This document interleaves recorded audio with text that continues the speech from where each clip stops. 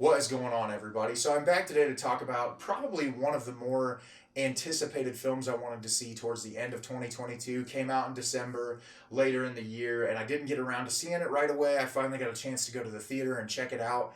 And this was probably one of my top films that I wanted to see, and I was really looking forward to it. And the film I'm going to be discussing today is The Whale.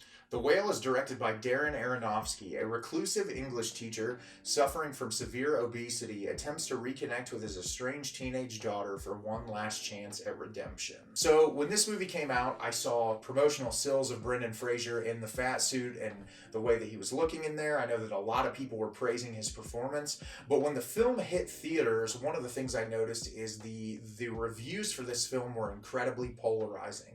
You had some people hailing it one of the greatest films of all time. You had some people saying that it was one of the most comedically bad, horrible films ever made. And after my initial viewing experience of this film, I fall somewhere in the middle. I don't think it is a bad movie by any means, but I also don't think it's a great movie. And I do think it's a film that will benefit from multiple rewatches just because I think it is really complex when you look at how this source material was approached. And I think that there's a lot of arguments for both directions that do really make a lot of sense. But I'll get into it right now. So The Whale opens with a scene of Brendan Fraser on the couch jerking off to porn, and a missionary knocks on his door, and he almost ends up dying. He almost has a heart attack on his couch.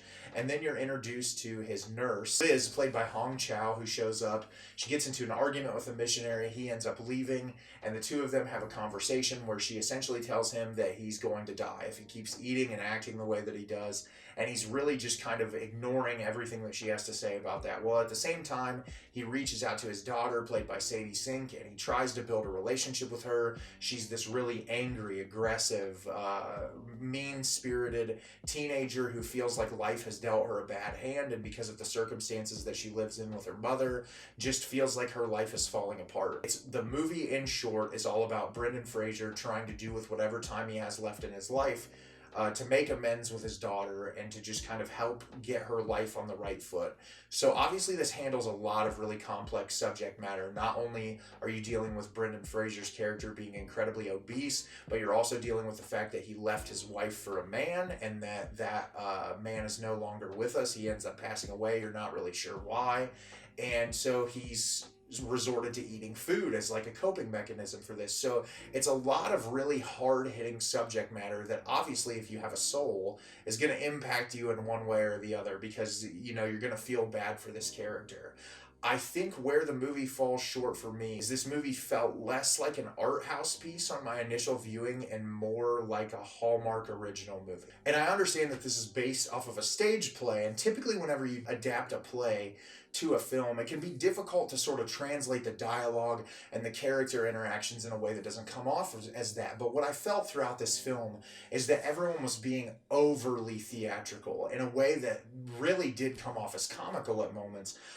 Chau's performance as the nurse was the most believable. I felt like she had this monologue sequence where she was talking to that missionary character outside of Brendan Fraser's apartment, and it was really real and gritty and incredible, and it felt like a really lived experience that I really appreciated. And Brendan Fraser does give a really great performance with the material that he's given. I think there's some moments that feel a little hammy and cheesy, but there are moments where, knowing what he's dealt with as an actor and everything that he's gone through and his personal life and his experience, that really did overwhelm and made me feel very intense emotions because of how incredibly gripping it was. But the problem is that you're pulled in and pulled out so frequently from that because of the way certain dialogue is delivered. The other thing is, and it's sort of difficult to explain, but I'll try my best with my best ability. I felt like the movie was very mean-spirited in a way that it looks at Brendan Fraser's character.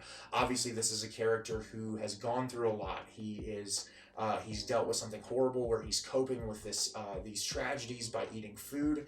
But the way that his character is lit and is framed and looked at is almost more like you're looking at a monster in a carnival and less like a human being. And I think that also took me out of it. And also, the central focal point of this movie being the fact that his character was gay and that he left his wife because he didn't feel attraction to women. He only wanted to be with men, pursued this person who he fell in love with, and it's like everything in life is falling apart for him. And one of those things is, in life, the LGBTQ community has gone through a lot and they don't win a lot. And so to watch it where it's just beaten down so heavily is like, that is the crux of why everyone hates him, is because of this decision that he made about his sexuality, which obviously is something that can happen in real life, but it's the way that it's approached. And his character, for the most part, other than that separation from his wife, doesn't seem like a bad human being. He's a very positive guy who tries to stay positive towards other people, but despite all of that, he is treated like literally the scum of the earth and the most horrible human being imaginable. And to me, it just felt sort of unrealistic in a way that I feel like some people would have some form of empathy towards him. And obviously, there's always going to be assholes in the world. There's always going to be people who treat people like that horribly.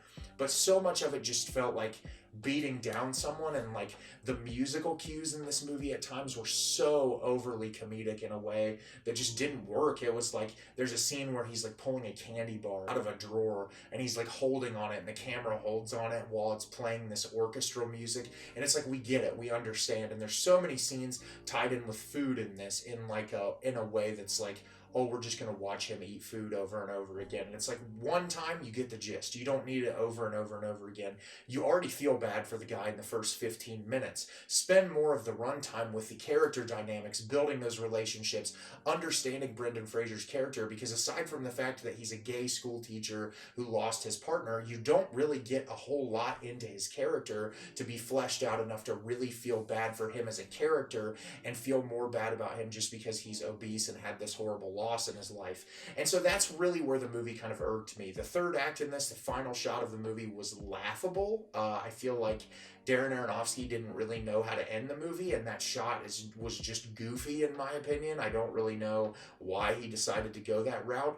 And for the most part, this movie just left me disappointed. I don't think it's a bad movie. Like I said, I think that there's a lot of things you can pull out of it between Fraser's performances, just the horrible subject matter that it covers. I think there's a lot of great things in this film, but I feel like it's like part directed by an art house filmmaker and part directed by a recent college film school graduate.